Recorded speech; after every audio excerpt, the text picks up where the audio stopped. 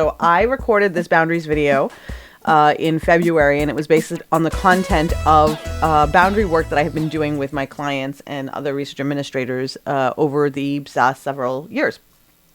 And then the reason why it sort of came up as like a very big aspect of time management is that what I found is that it didn't really matter how much I set boundaries or determined this is going to be my schedule or whatever it is that I was going to do.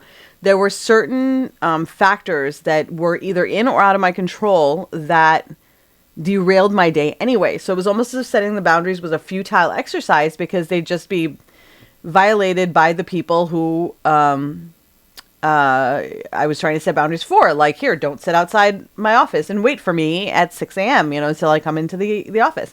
So I talked to my wife, right? Because I was at this time, this was many, many years ago, before I had sort of understood that before I could expect other people to respect my boundaries, I had to respect and maintain my boundaries.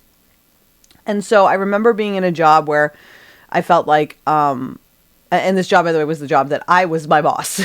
So I was running my own business. And I was constantly at the beck and call of my clients. I was constantly working. I was exhausted all the time, right? And the whole point of starting my own business was so that I would have freedom and be able to maintain my own schedule and not get overwhelmed and so on. But yet here I was, overwhelmed, exhausted, constantly working. And I said to my wife, I said, I think I'm just going to go back to corporate. I don't really feel like I'm getting what I was hoping for out of working for myself in terms of the control over my schedule and that kind of thing. And she said, it doesn't matter. What does it matter where you go? Right. And I was like, I don't understand what that means. And she said, I've known you now for, at this point, I think like a decade. And she said, wherever you go, you are the one who works really hard. So you'll set boundaries, but you're the one who then will violate your own boundaries and say, oh, I'll just take this call later on, or, oh, I'll just work after hours, even though I said I wasn't going to.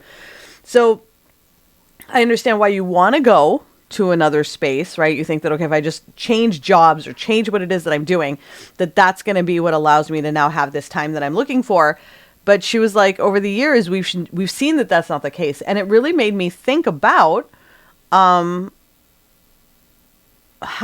wherever I go, there I am. Okay.